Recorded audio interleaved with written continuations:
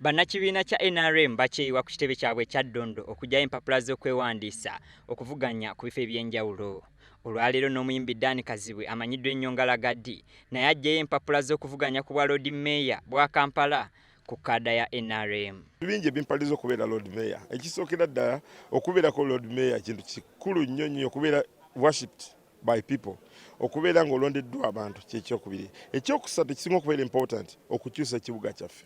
Ekibuga kyaffe kibadde ne bammeeya sijja gamba nti bakoze birungi, bakoze bye bakoze ne waliwo bye batakoze. Mu balala abajja empapula zaabwe kuliko Kikulukunya Ali ono ng'agenda Butambala, Rwejema Leonard ayagala kukiikirira abavubuka amasekkati g'eggwanga ne Okwi James okuva mu disitulikiti y'e Bukedya.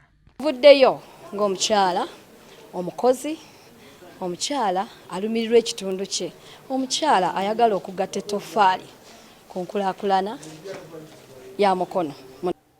Ndi musajja munnabutambala era nzize wane waffe ku kitebe kyange ekya paati NRM okubeera nti maliriza omulimu omukulu ogw'okulaga ebifo bye nneetaaga ogwo ngumaliriza era nga ngenda kwesimba ku kifo kye mbaddeko ebbanga lyonna ekyoba chairman bwange oba paati.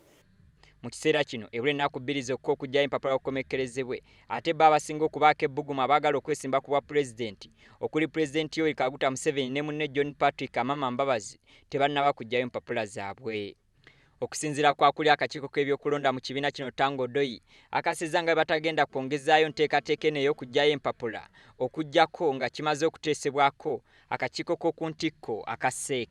In all categories who have to pick forms from Shadow 10 must come by themselves.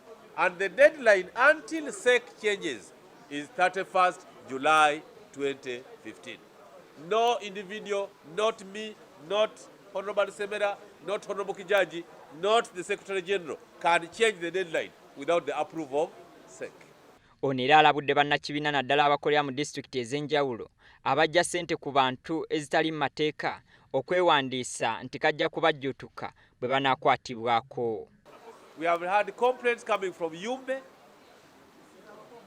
complaints coming from Masindi. As per this morning, complaints coming from parts of Jinja and Iganga. Our fees remains 10,000 shillings